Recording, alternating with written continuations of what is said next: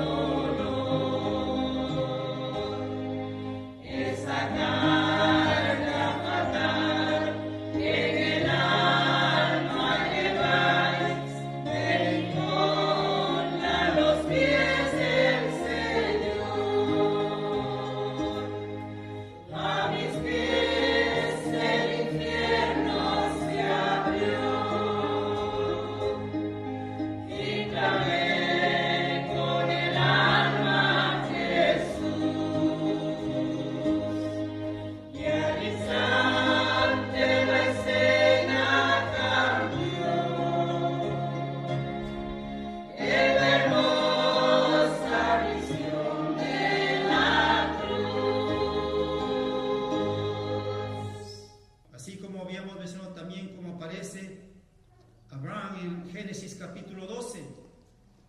Pero Dios había dicho a Abraham, y continúa. Asimismo, ya vimos cómo él se presenta donde el rey de Israel, Acab, y le dice, no voy a repetir todo lo que había, pero solamente un resumen. Le dice, vive Jehová Dios de Israel, en cuya presencia estoy, versículo 1, que no habrá lluvia ni rocío en estos años, sino por mi palabra, y se fue.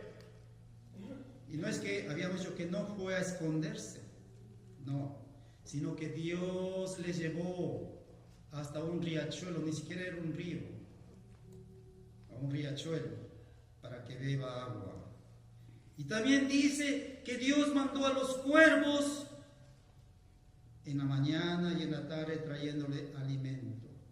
Fíjense en estos cuervos, qué amaestrados estaban, que ellos llevaban su encomienda y ni siquiera se detenían a ver qué era. Los cuervos tienen la característica de comer cualquier cosa y mucho más, mucho mejor si es carne. Pero dice la palabra que Dios mandaba que a los cuervos, versículo 6, pan y carne por la mañana y pan y carne por la tarde, y bebían del arroyo. Nuestro hermano Elías. ¿Y hasta cuándo iba a pasar esto? Mientras Israel estaba en la sequía, así como estaba en El Salvador, ¿no? En la sequía. Cuando hay sequía, no se puede cultivar, porque para sembrar mismo es duro. Bueno, antes, yo soy del campo, antes se utilizaba para sembrar el maíz o para sembrar el arroz, se utilizaba lo que decían, no recuerdo el nombre, pero como estacas, ¿no? No sé, entonces para el maíz entonces, tenía que ser hueso, 1, 2, 3 y ahí. Para el arroz se lleva rápido. Pero fíjese, si la tierra está seca, eso no puede ingresar esa cosa puntiaguda para sembrar, para hacerle el hoyo para sembrar. Y si por un caso este hombre es fuerte y siembra, y usted le pone el maíz, el frijol y lo que sea, no va a brotar porque no hay humedad para que crezca. Pero acá el joven Elías tenía pan, tenía carne, y el pan ustedes saben que viene de dónde, del trigo, ¿no? Del trigo. Aunque también otros antes en los países orientales también la cebada se utilizaba para pan, ¿no es cierto? La cebada, pero más que todo el trigo. Se hacía la harina y se hacía el pan. Elías tenía, pero hasta que pasado unos días se secó el arroyo porque no había llovido sobre la tierra. ¿Es que acaso a Dios habíamos dicho, se le pasó? No, sino que Dios tenía todo bajo control. Y miren, la semana pasada habíamos dicho acerca de que Elías era un hombre como cualquiera de nosotros. En Santiago capítulo 5 versículos 17 dice, Elías era un hombre como cualquiera de nosotros, como cualquiera de nosotros. Pero sin embargo Dios utilizó a este hombre para hacer muchas cosas. De la misma manera, miren, usted no necesita ser un hombre o una mujer especial para que Dios lo utilice. Lo único especial que usted necesita es que usted verdaderamente se entregue de corazón al Señor. Lo único especial que usted necesita es que el Señor guíe su vida. En otras palabras, de que usted se niegue completamente y que usted decida caminar con el Señor a diario. Lo especial que usted tiene que tener es que cada día venga delante del Señor de rodillas, allá, en su cuarto, donde nadie le ve, Y si es posible, derrame lágrimas al Señor, porque hay algo que usted quiere dejar y no puede, y lucha y no puede. Señor, ayúdame, guíame. El Señor va a obrar, y el Señor le va a usar para honra y gloria de su santo nombre.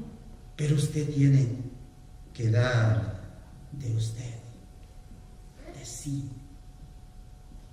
Y sí, cuando usted venga de esa forma delante del Señor, el Señor le va a pulir.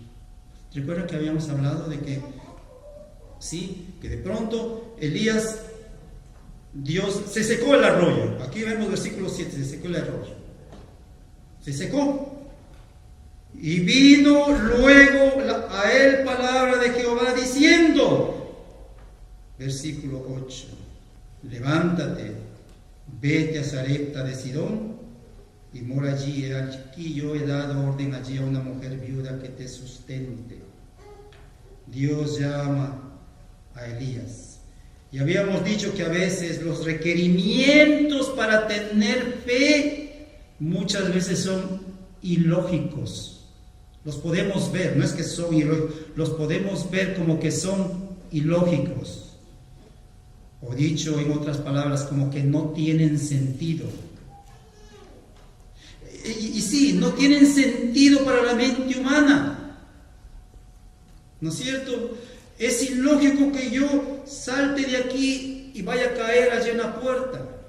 Es ilógico.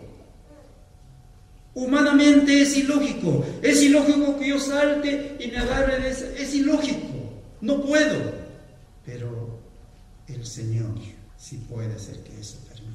Y sí nos puede permitir hacer eso. Y solamente como un ejemplo tonto tal vez, oigo la voz del Señor y algo me está, hay algo malo me va a suceder y dice, salta hasta la puerta. Y yo salto y Dios me permite saltar hasta la puerta. ¿No es cierto? Para Dios no es imposible, no hay nada que sea imposible. Pero cuando nosotros podamos hacer eso, realizar eso, en este caso el salto de aquí a allá, si yo verdaderamente le creo al Señor y pongo mi confianza, mi dependencia en el Señor, y es así que le dice a Elías, anda, vete a Sidón de Sarepta. Ahora, ¿qué hay de particular en esto? Habíamos dicho, recuerden que Sidón estaba al norte de Israel, ¿no es cierto? Primero. Entonces, su cabeza, la de Elías, tenía precio. Entonces él tenía que caminar, si es posible de noche, habíamos dicho, ¿no? Para esconderse. Porque este camino, que era más o menos de 100 millas, estaba lleno de malhechores. Y tenía que esconderse. Entonces, tenía que caminar de noche porque de día seguramente le veían y le atrapaban. Segundo, Sidón era de donde provenía Jezabel, la esposa de Acab, que era la que había puesto precio a su cabeza. Ahí está en capítulo 16, versículo 31, porque le fue ligera, hablando de Acab, porque le fue ligera cosa andar en los pecados de Jeroboam, hijo de Nabat, y tomó por mujer a Jezabel, hija de El-Baal, rey de los Sidonios.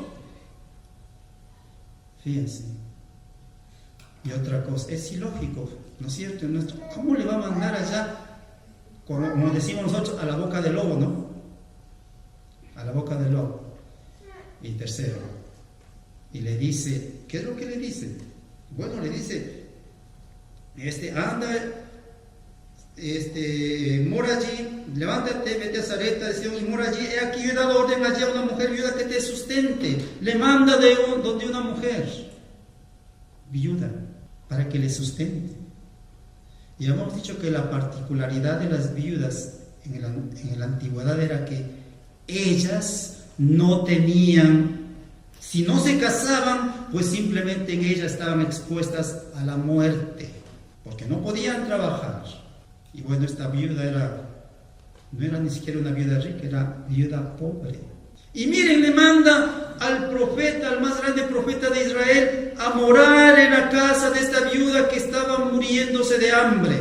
Anda y mora allí.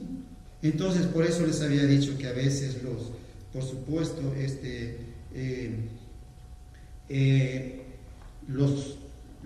las cosas que el Señor nos manda hacer parecen ser ilógicas, ¿no es cierto?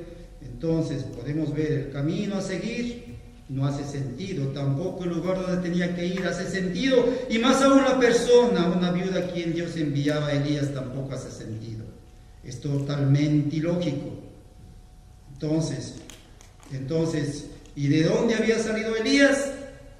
Había estado tranquilamente comiendo la carne que le traían los cuervos y el pan y comiendo del arroyo, y de pronto se seca, ¿no es cierto? Entonces ahora, primero el arroyo que se seca, y después Dios manda a su profeta a una viuda que se está muriendo de hambre por causa de la sequía. Esto también es ilógico desde el punto de vista humano. No hay lógica. Pero miren, entonces digamos, pero nosotros debemos que pensar que Dios es diferente de lo que nosotros somos. En Isaías 55, 8, 9 habíamos visto la semana pasada que dice, ¿qué es lo que dice? Mis pensamientos no son vuestros pensamientos, dice la palabra, porque mis pensamientos no son vuestros pensamientos, ni vuestros caminos. Mis caminos, dijo Jehová, como son más altos los cielos que la tierra, así son mis caminos más altos que vuestros caminos, y mis pensamientos más que vuestros pensamientos. Pero miren la particularidad de Elías. A pesar de que todo, verdaderamente todo, en vez de que su camino, el que estaba caminando, iba a ser mejor, iba de mal a peor, porque se quedó sin agua y sin comida, y ahora iba donde le buscaban, y además donde una mujer viuda que no tenía que comer, que se estaba muriendo de hambre. ¿Y qué es lo que le dice? ¿Qué es lo que le dice? Entonces él se levantó. Le habíamos dicho, escuche esto. Pero aunque los requerimientos de la fe parezcan ilógicos, la respuesta a ellos debe ser inmediata. Aunque lo que el Señor le diga, lo que le diga a usted sea ilógico para su mente, no se quede pensando, sino obedezca al Señor, obedezca. Y el Señor va a obrar. Y habíamos dicho esto, recuerden, escuche esto. Sí, Elías respondió al llamado sin dilación alguna. Él obedeció de inmediato. Él no esperó hasta el día siguiente. Y escuche, alguien dijo, ponga atención, alguien dijo, el obedecer hoy día es obedecer al Señor.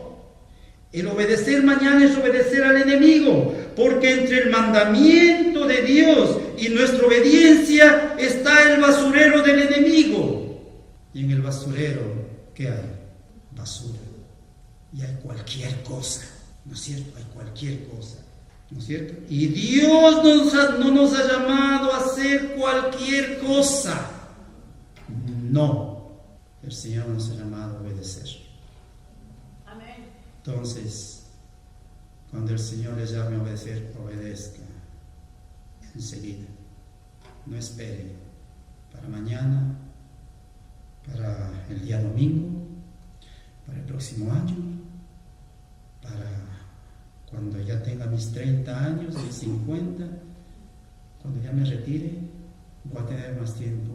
Ahora es el tiempo. Ahora es el tiempo. ¿No es cierto? Y bueno, habíamos también dicho que cuando oímos la voz del Señor, debemos de decir, voy a obedecer ahora. Y debemos obedecer porque es la voz de Dios la que nos está hablando. Debemos obedecer porque es la voz del Señor, nuestro Dios, la que nos está hablando. Y seguramente no vamos a entender, por supuesto, aquí en la tierra, pero allá en la eternidad vamos a comprender verdaderamente. Como dice la palabra, allá sabremos y veremos cómo fuimos conocidos, de la forma como el Señor llegó a conocernos allá. Entonces, lo que Elías, habíamos dicho, estaba aprendiendo es que los requerimientos de la fe pueden parecer ilógicos, pero la respuesta a la fe debe ser inmediata. Versículos 10 y 11, ¿no es cierto? Él se levantó y se fue a Sarepta, y cuando llegó a la puerta de la ciudad, he aquí una mujer viuda que estaba allí recogiendo leña, y él la llamó y le dijo: te ruego que me traigas un poco de agua en un vaso para que beba. Y habíamos dicho que seguramente Elías dijo: bueno, ¿y cómo va a reconocer a la viuda correcta?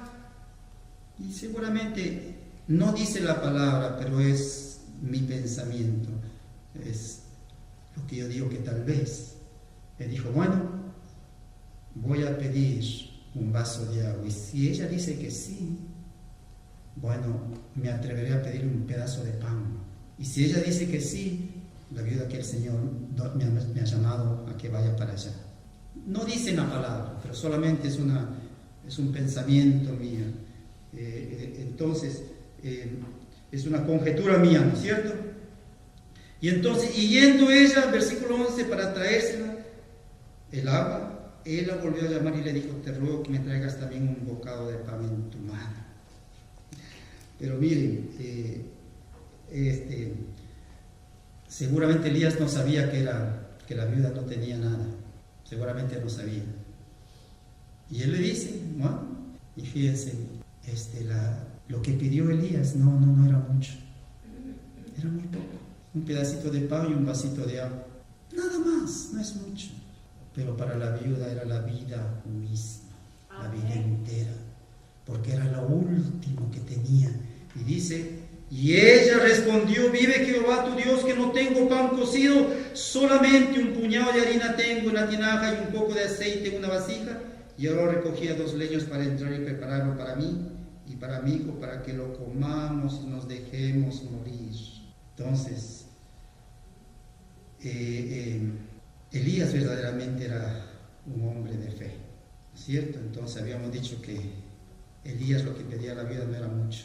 Elías no lo sabía, pero ahora ya supo que la viuda no tenía nada y que era muy pobre. Y Elías le dijo, como dije, Elías era un hombre de fe. Un hombre de fe.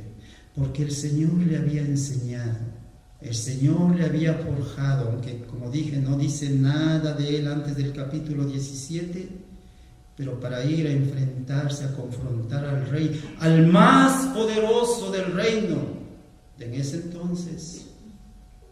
entonces no solamente tenía que ser un hombre fuerte, sino que también debía de haber sido un hombre que que verdaderamente al ser enviado de Dios, él confiaba en su Dios. Y porque él confiaba en su Dios, fue y se presentó donde el más poderoso. Muy bien. Entonces, sí, Elías fue un hombre de fe y ahora estaba desafiando a la viuda que sea una mujer de fe también. Cuando le dice, Elías le dijo: no tengas temor, veas como has dicho, pero hazme a mí primero de ello una pequeña torta cocida debajo de la ceniza y tráemela, y después harás para ti y para tu hijo. Y esto es lo grandioso, cuando dice: porque Jehová Dios de Israel ha dicho así: la harina de la tinaja no escaseará, ni el aceite de la vasija disminuirá, hasta el día en que Jehová haga llover sobre la faz de la tierra. Amén. Ponga atención. Elías no le está diciendo: Dios va a llenar tu tinaja de harina, Dios va a llenar tu tinaja de aceite. ¿Usted ve que dice eso ahí? No dice: dice, no escaseará. O sea, que siempre esa tinaja va a mantenerse en el mismo estado, como que ya se acaba, pero no se acaba. Y ya solamente tengo para una comida más y se me termina. Pero después nuevamente iba a la tinaja y todavía tenía para una más y para otra más. Después vemos por qué fue eso. Ahora no lo vamos a mencionar. Pero solamente quería que ponga atención en eso. Ponga atención en eso. Entonces, miren. Entonces, en la respuesta de esta viuda y en lo que ella hizo podemos encontrar instrucciones para nuestra propia vida. Y esto es lo que podemos aprender de esta viuda. Y aquí nos quedamos la semana pasada. ¿En qué aprendimos de la viuda? Porque miren, el versículo 15, entonces ella fue e hizo como le dijo Elías y comió él y ella y su casa muchos días. Entonces miren, lo que podemos aprender de esta viuda es, primero, aprendemos cómo usar verdaderamente nuestras posesiones. Aprendemos a usar verdaderamente nuestras posesiones. Me explico. Ella lo único que poseía era ¿qué? Era un puñado de harina y un poquito de aceite y unos 2 leños con los que iba a preparar lo que iba a preparar. Esa era la posesión de ella. Entonces, la pregunta es, ¿acaso que estaba mal usado si ella utilizaba esa porción que tenía para dar de comer a su hijo y comer ella? No estaba mal usado, estaba bien usado. Pero aquí viene el profeta de Dios y le dice, mira, dame primero a mí. Entonces, miren, ella tenía en su mano la harina y el aceite, su posesión. Cuando Elías vino a ella, dijo, esto es mío, para comer yo y mi hijo. Pero después que Elías le habla y le dice lo que le dijo en versículos 13 y 14, ella dice, aunque esto es mío para mi hijo, pero también te puedo dar algo de esto para ti. Ella abre sus manos. Ella abre sus manos. ¿Para qué? Para que también en este caso pueda Elías también comer. ¿No es cierto? Entonces, la pregunta es, ¿cómo podemos explicar el cambio de esta mujer? En su vida, en su corazón, en sus acciones. Y la pregunta para ti es, ¿sabes tú cómo usar tus posesiones? ¿Sabes tú cómo usar lo que tú tienes, que dices que es tuyo? Y que ya sabes para qué lo vas a usar, en qué lo vas a usar, cuándo lo vas a usar. ¿Sabes tú cómo usarlo? ¿De una forma verdadera? Pues lo que debes, la forma como debes hacer es, habíamos dicho, es abriendo tus manos. Porque al abrir tus manos, escucha esto, Dios podrá tomar de tus manos lo que Él quiere y lo puede dar a otros. Pero al mismo tiempo, Dios puede poner en tus manos lo que Él quiere. ¿No es cierto? Porque si tú mantienes tus manos cerradas, Dios, por más que quiera, no podrá poner en tus manos algo, y menos aún llenarlas de su bendición. Entonces, mis hermanos, lo que el Señor nos está enseñando es que nuestras manos deben estar abiertas. Abiertas para que el Señor haga como Él desea. Como hijos de Dios, ¿estamos en la condición de confiarle a Dios nuestras posesiones? ¿estamos en condición de decirle, Señor, esto es tuyo? Señor, aquí está mi vida. Úsala como tú quieras. Yo quisiera hacer esto y este otro. ¿Qué deseas tú que yo haga? Señor, acabo de graduarme y yo quisiera ser un buen arquitecto, un buen ingeniero, un buen doctor. Quiero ir a la luna, quiero ser astronauta. Pero Señor, eso es lo que yo quiero. ¿Qué deseas tú que yo haga? Y ahí el Señor te pone una chispita que le sirvas de otra manera. Anda, está bien lo que tú piensas. Anda acá. Yo te necesito allá. ¿Qué es lo que dice el Señor Jesús? El que salva su vida, la perderá. Y el que la pierde por causa de mí, la salvará. ¿No es cierto? Haz lo que el Señor te manda hacer. Pero sobre todo, que glorifiques al Señor con tu vida. Amén. Segundo, ella también estaba aprendiendo cómo prepararse para el futuro. Antes de que la viuda abra su mano para dar, ¿qué es lo que dice el versículo 12? Y ahora recogía 2 leños para entrar y prepararlo para mí y para mi hijo, para que lo comamos y nos dejemos morir. Antes que la viuda abra su mano para dar, ella estaba preparándose para morir. Preparándose para morir.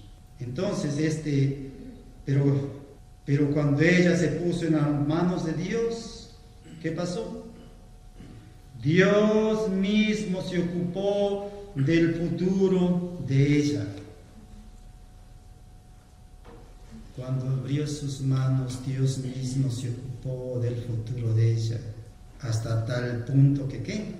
Hasta tal punto que su despensa fue, de alguna manera, de alguna forma fue multiplicada. De alguna forma su despensa, yo digo despensa, aunque dice tinaja seguramente es algo así de barro, ¿no es cierto? Porque en el barro, cuando está bien cocido, y entonces se puede conservar las cosas. La harina no se va a enmohecer, va a estar bien cuidada ahí, porque en sí el barro es frío, y el polvo, la harina necesita de algo frío, de algo fresco para mantenerse bien. Entonces, yo digo su despensa, ¿no? Fue de alguna manera multiplicada. No sabemos cómo. De una forma ilógica fue multiplicada. Y además el aceite también fue multiplicado. Ella había aprendido a prepararse para el futuro al poner su confianza en Dios, al poner su confianza y su dependencia en el Señor. Dios, hablando de que tú te graduaste, que sí, que tú quieres ser atleta, tú quieres hacer esto y este otro, pero Dios te llama a hacer otra cosa. Oye la voz del Señor, porque Él será el que orará en ti. Porque después vamos a ver cómo funciona eso. Tal vez no este domingo, el próximo tal vez. No es que he terminado todavía, pero me doy cuenta de que lo que preparé para hoy día no lo voy a alcanzar a dar. Miren, tercero, aprendemos a poner a Dios en primer lugar. Aprendemos a poner a Dios en primer lugar. Y sí, parece que sí, verdaderamente, parece que Elías fue muy duro con esta mujer. No dice aquí.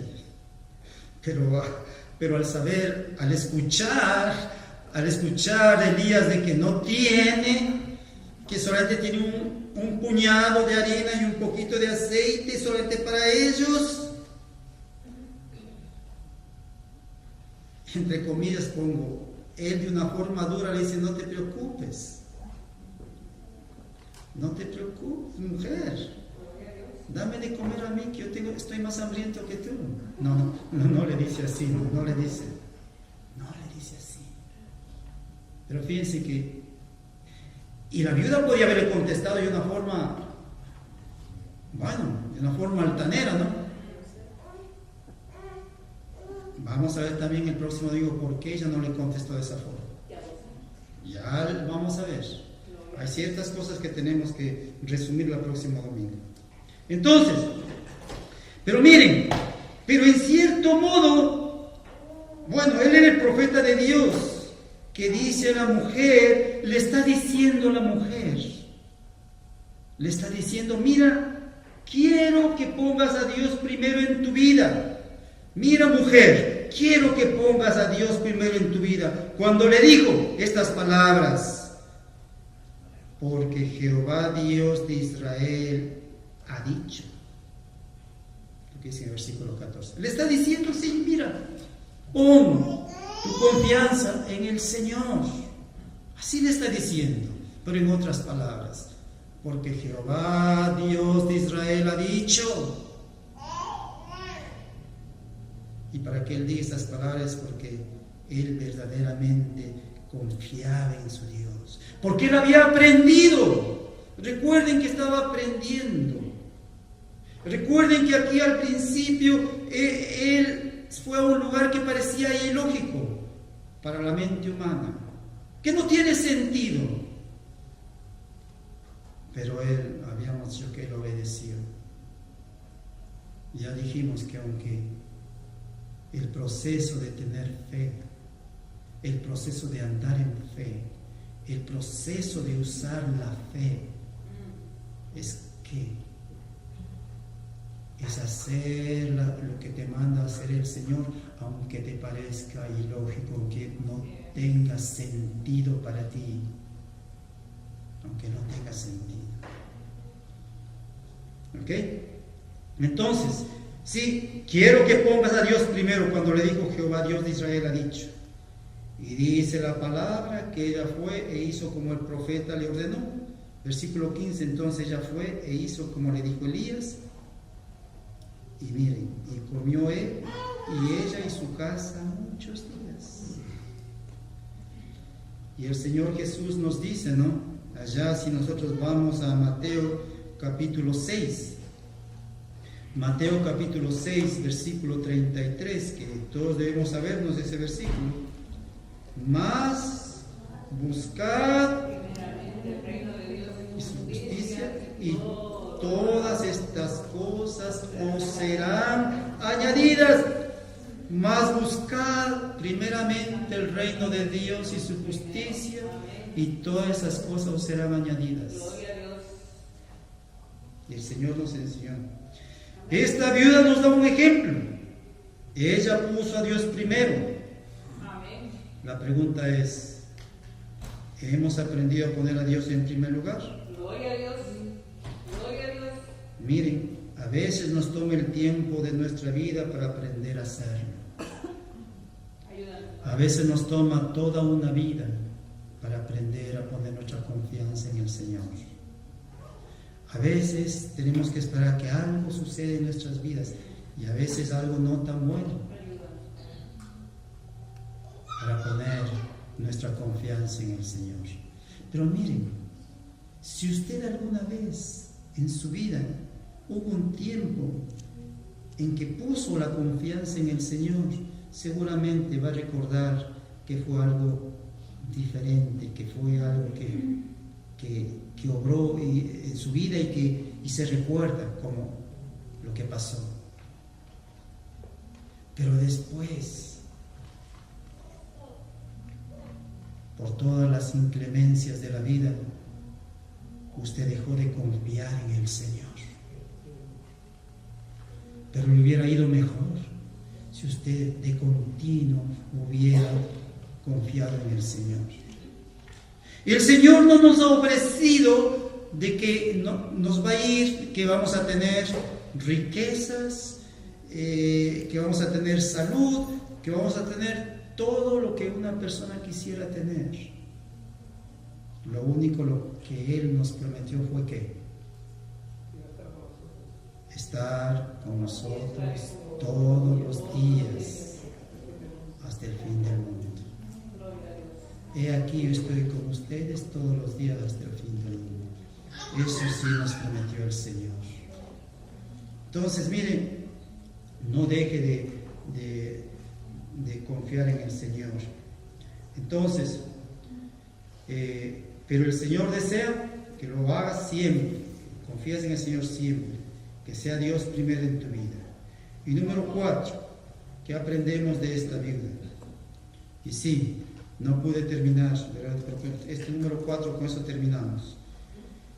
Aprendemos a dejar que Dios trabaje en nuestra vida.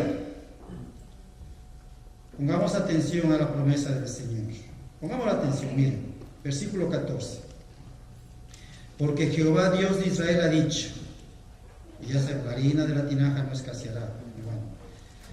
Entonces, pongamos atención. Y la obediencia de la viuda tuvo como resultado exactamente como Dios lo había prometido que sería. Entonces, la viuda obedeció lo que fue dicho por medio del profeta. Y sucedió exactamente lo que nos dice que Dios es un Dios real. Primera de Reyes capítulo 17 también nos enseña que esta mujer aprendió que la recompensa de la fe también es inspiradora. ¿Por qué decimos esto? Déjeme decirle estas palabras. Es inspiradora. Elías dio a esta mujer una pequeña promesa de Dios. ¿Y cuál era la promesa? Versículo 14. Jehová Dios de Israel ha dicho así. Jehová Dios de Israel ha dicho.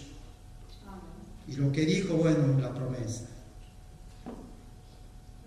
Estas 4 palabras, Jehová Dios ha dicho, fueron las que le sostuvieron a la mujer por todo ese periodo de sequía. Porque había escuchado la promesa de Dios por medio del profeta de Dios. Y veía que cada día la harina no escaseaba ni el aceite escaseaba. Ella estaba viviendo la promesa de Dios. Y cada día confiaba porque Jehová Dios ha dicho esta palabra. Y si nosotros vemos a través de la Biblia, hay otras personas también que se sostuvieron en esas palabras. En otras palabras también, no tan grandes, ¿no es cierto? Como por ejemplo, hablemos de Abraham.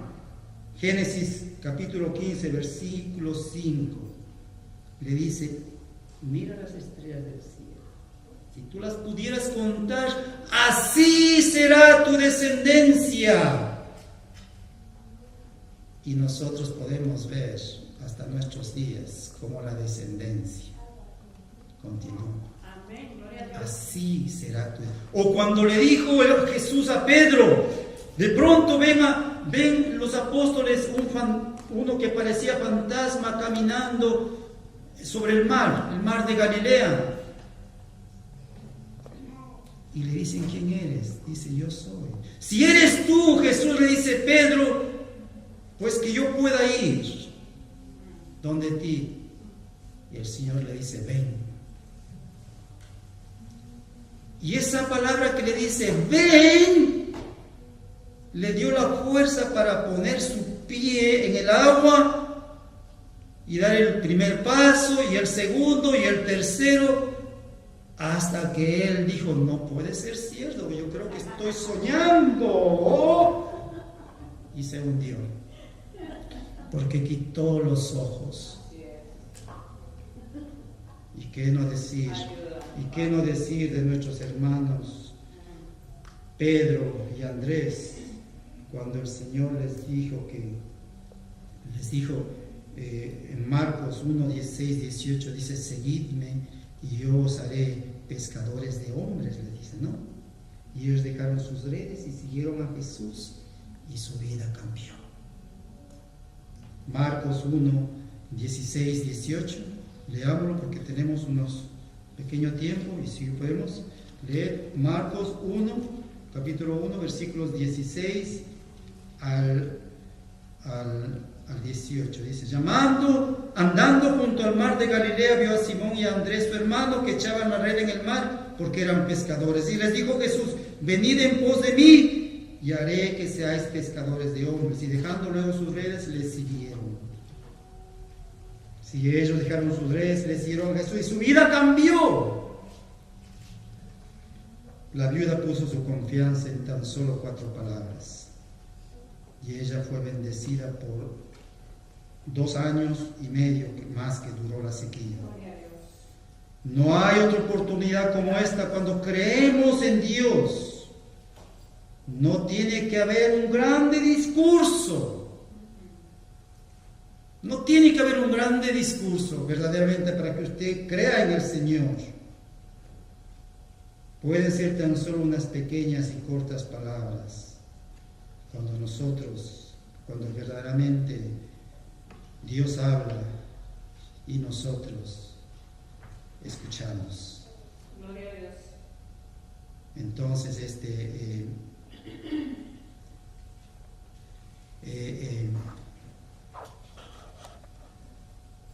¿qué podemos decir? ¿Qué podemos decir de todas estas cosas? Quisiera resumir estos 16 versículos del capítulo 17, pero no va a tener tiempo. Solamente quiero decirles esta pequeña cosa, que aprendemos acerca de Dios en esta historia. Aprendemos la forma como trabaja Dios en las personas. Y hay 4 puntos, pero solamente voy a dar el primero, que dice: Dios trabaja en los 2 extremos de cada proceso. Dios trabaja en los 2 extremos de cada proceso. Usted está queriendo hacer algo y pone ese algo en las manos del Señor. Pero no con la esperanza de cómo usted lo puede hacer, ni cómo puede obtener y todas esas cosas. No, sino en las manos del Señor pone usted eso. Amén. Y Señor, tú me guiarás. Téngalo por seguro. Pero si usted ha puesto en las manos del Señor, téngalo por seguro que en el otro lado, en el otro extremo de ese proceso, Dios está hablando a la otra persona para que lo que usted ha pensado hacer en el nombre del Señor llegue a un buen término. Si no, vean lo que en Hechos, ustedes saben acerca de quién. Un ejemplo de Felipe y el etíope. Felipe estaba acá y Dios le dice: anda acá. Y al mismo tiempo el etíope estaba viniendo de Jerusalén y estaba leyendo el libro. Dice: ella así no entendía, y el Espíritu del Señor lleva a Felipe y le pone en contacto con el etíope. Pero en verdad entiendes. Y bueno, sabemos la historia. El próximo domingo lo hacemos. Lo hacemos más amplio. Pero el Señor trabaja en los 2. En los 2 temas. Gloria a Dios. Entonces, vamos a continuar el próximo domingo. Y ahora sí les aseguro que va a ser el final. Yo pensaba hacerlo en 2 domingos, pero lo he hecho en 5 domingos. Va a ser en 5 domingos. Estos 16 versículos del capítulo 17, Dios mío. Pero bueno, mientras tanto, pongamos nuestra confianza en el Señor. Amén. Ocupémonos en escudriñar la palabra y doblemos nuestras rodillas buscando del Señor. Amén. A tiempo y fuera de tiempo, Gloria a Dios. en todo tiempo. Padre, te glorificamos, Señor, y bendecimos, Señor, tu santo nombre. Señor, te suplicamos que tú abras el corazón de las personas que escuchan este mensaje a través del internet o de la televisión. Y Señor, que obres en sus vidas. y que obres, Señor, y que hagas de acuerdo a tu santa voluntad. Bendice a tu iglesia bautista, Emanuel. Porque sea el bendito nombre de Jesucristo, el Señor, que te suplicamos estas cosas. Amén.